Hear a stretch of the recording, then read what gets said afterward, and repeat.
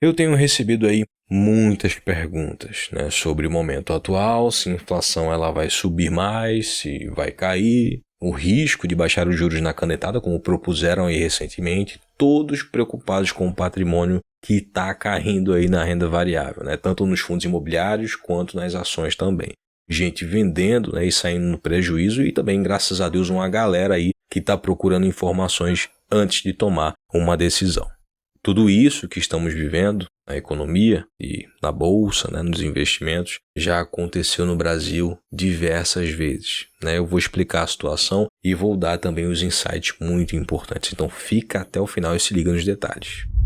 Tem muita gente que está achando que o Lula ele vai conseguir aí derrubar a taxa de juros na canetada ou por meio de pressão, já que, segundo ele, é uma vergonha a taxa de juros estar nesse patamar aí. E realmente acham que a bolsa vai decolar com isso também. Claro que, observando o histórico, juros caem, bolsa sobe. E talvez seja aí uma verdade de curto prazo, até porque o mercado nada mais é do que o comportamento da maioria dos investidores e também especuladores. Enfim, é uma ideia bem maluca achar que isso seria possível, mas se realmente fosse acontecer, bom, basta olhar os nossos vizinhos, fazer uma comparação. Lembrando que Bolsa de valores é a economia real pura, né? Onde o que afeta o bolso do consumidor, no caso eu e você, acaba afetando a demanda das empresas e isso, consequentemente, vai puxando o resultado das empresas para baixo. Isso sem contar que não importa a canetada, né? A inflação ela vai continuar sendo importada de fora, empresas vão continuar repassando isso, né? Como continua acontecendo. Outra coisa, a expectativa de inflação com gastos, risco de dívida pública influenciam na tomada de decisão do Banco Central. Então, basicamente, se o governo ele tende a gastar mais, né, e os dados econômicos, nesse caso eu me refiro às 4 altas consecutivas de IPCA que tivemos e agora acabou de sair uma prévia de IPCA 15 com um aumento de 0,76%. Vale lembrar que a gente estava com 4 altas consecutivas de IPCA e só aumentando na leitura. Então, essa taxa de juros em 13,75 acaba aqui estancando essas leves altas sem precisar de aumentar ainda mais os juros no curto prazo, já que ela vai mantendo esse equilíbrio aí na economia real. Claro, se não houver irresponsabilidade da parte do governo, né, em questão de gastos. Ainda nesse assunto sobre os comentários recentes aí do Lula, não só dele como da equipe também, existe aí consequências quando a questão é acabar com a autonomia do Banco Central. E achar que um país ele pode se financiar por meio de dívida pública sem um prêmio adequado de risco é insano de pensar. Porque só de imposto o Brasil não consegue investir em infraestrutura. E o Brasil está num nível econômico e demográfico que infraestrutura deveria ser levado muito mais a sério. Então, falas de que ele não governa para o mercado sai muito negativo por conta disso. Tudo isso acaba mexendo no mercado de investimento nacional e com o câmbio também, ou seja, real frente ao dólar. Um presidente não pode ficar criticando uma política monetária contracionista no momento como a gente está vivendo agora, tão ruim, né? E questionar a autonomia do Banco Central, que se não fosse pela autonomia, e pelo teto de gastos também, nesse governo aí em específico, a inflação já teria desandado aí faz tempo. Né? Estaríamos numa competição aí de desvalorização da moeda e pobreza com a Argentina. Fazendo uma observação da maneira mais simples e resumida possível, a credibilidade de um banco central é destruída quando um político consegue interferir na retórica com uma retórica expansionista, enquanto, na verdade, nesse momento econômico em específico, o Banco Central ele precisa ter ali uma política contracionista, ou seja, de controle de inflação. Não adianta fazer uma campanha aí de Selic a 5, né, ou baixar a meta de inflação. Na verdade, não importa quantas canetadas deem, ou seja lá Montblanc ou BIC, nada disso consegue intervir no fim das contas no comportamento econômico da sociedade. Por isso, não é tão simples assim ter soluções de curtíssimo prazo quanto parece, né, para poder controlar a inflação, ainda mais no mundo globalizado, onde todos estão passando pelos mesmos problemas, por ter passado por uma crise sem precedentes depois de tantos estímulos, né, e todos eles sabem disso, né? Não vai achando que é qualquer um que consegue se reeleger tantas vezes, né, e de maneira contraditória. Tem que ter muita influência e apoio até do mercado, né, e conselhos de pessoas fortes no mercado, né? Economistas de peso. Eu não estou falando aqui do Haddad, tá? Até porque ele não é economista. Na minha opinião, é uma maneira de fazer barulho, né? E mostrar para as pessoas que apoiaram, que não entendem como as coisas funcionam e acreditam, né, que estão lutando, que ele está fazendo todo o possível, quando na verdade podem ferrar com tudo. Mas desigualdade, pobreza, educação abaixo da média, tudo isso é usado como uma arma de voto, né, muito sofisticada, inclusive, e também muito perigosa. E é nesse detalhe que a gente precisa prestar atenção, porque existe uma tendência aí em países que foram governados por políticos de esquerda, que o povo está muito revoltado com isso, com o socialismo, né? Como é o caso mais recente e bem noticiado, inclusive, da Itália, Portugal também, entre outros, que só de falar em socialismo deve dar até briga no parlamento. Não tem como pegar uma economia como o Brasil, né, e por ser um país aí em desenvolvimento e de proporções continentais, que necessita de muito investimento, lógico, em infraestrutura por conta disso, ou seja, tem que gastar por necessidade mesmo e ainda prometer crescimento e picanha, com muitos estímulos com isso, lógico, né? Então, basicamente, não dá para cumprir tudo isso que foi prometido sem dar aí um headshot pela culatra.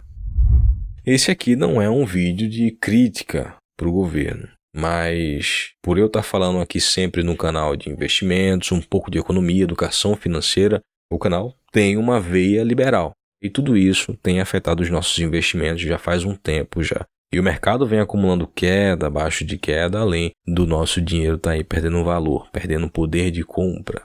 Por ignorância ou não, ainda fazem propostas aí absurdas para piorar ainda mais as coisas.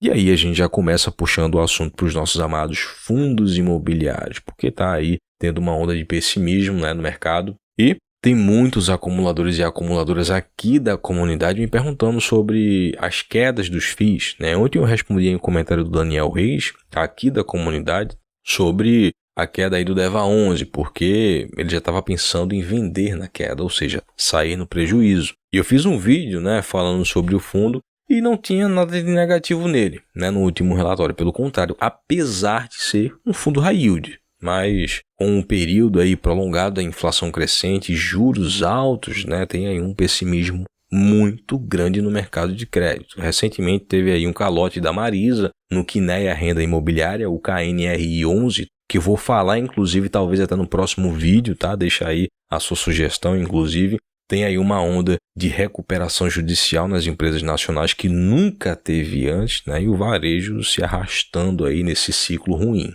Tanto os fundos de tijolos, tá, quanto os FIIs de papel têm aí um problema nesse curto prazo. E também tem aquele velho dilema, né? Se a taxa de juros e IPCA eles se mantêm ou aumentam, né? Os investidores ganham mais rendimentos. Porém, as empresas que esses fundos têm exposição sofrem muito, ou até no pior dos casos, né, passam dificuldades até chegar aí a dar um calote. O que não é feito de propósito ou até pela empresa ser uma má pagadora, mas por estar passando por um momento ruim e estar extremamente sufocada, né, e não conseguir honrar com as obrigações. Afinal, a preferência de um negócio, tá, é manter as operações em funcionamento. Tá? Os credores e o locatário acabam aí ficando por último e sendo afetados com isso. Por isso, essa onda aí de pessimismo veio como um tsunami no mercado financeiro e imobiliário. Algo que deve ficar na mente de quem investe em bons fundos imobiliários, tá? É que deflação ela vai acontecer de qualquer forma, não adianta correr daqui para ali. Mas depois os rendimentos vão voltando à normalidade. E somos um país que constantemente tem alta de IPCA e de Selic também, historicamente. E fundos de tijolos que têm vacância encontra outro inquilino e vida que segue. Afinal, ele possui um imóvel, né? Ele não vai sumir ou vai ser abduzido.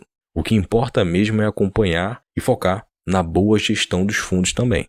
Eu não vou entrar aqui em assunto de hard landing ou soft landing porque é muito técnico, tá? E eu tento simplificar ao máximo aqui para tornar aqui o conteúdo mais amplo e fácil a compreensão também. Mas mesmo que o Fed ele aperte ainda mais a política monetária lá nos Estados Unidos, a tendência é que o Brasil ele saia na frente na luta inflacionária porque somos o primeiro país que teve ali a política de aperto, até porque de inflação a gente entende, né? E olha, o gringo ele vai olhar lá para a Europa e não vai aumentar ainda mais as posições porque lá as coisas não estão tão boas assim. Ainda mais com a intensificação da guerra no leste europeu. Ele olha para os Estados Unidos e vê lá o Powell dizendo: aqui a gente tem como aumentar mais um pouco a inflação. Sempre o mesmo discurso. Olha a China e não vê uma volta econômica que foi prometida assim pelo mercado. E todo mundo sabe que em relação às commodities, tá? O governo chinês ele é muito espertinho. Ele tem a mania de manipular as commodities, tá? O preço delas, para poder se antecipar, por exemplo, como já aconteceu numa compra de petróleo, além do minério de ferro também, já aconteceu recentemente também, inclusive, acontece quase todos os meses com carne bovina e suína também. Os nossos países vizinhos aqui, eles não são investíveis, né? Não tem confiança na dívida pública, na moeda, na política, não tem segurança nenhuma e também não tem um mercado, por mais que tenha alguns defeitos, tão desenvolvido como o Brasil. O Brasil ele não é chamado de fazendinha do mundo à toa, com um agro forte que a gente tem aqui. Mas muitos esquecem de empresas muito grandes aqui, como é o exemplo da Suzano, Klabin, Braskem, PetroRio, 3R Petroleum, JBS, Marfrig, Minerva Foods, né, e entre outras que não apenas são players importantes, tá, nos setores delas, mas são líderes globais. Por mais que aqui as leis elas não sejam as melhores do mundo, cada dia mais temos uma segurança bem mais robusta.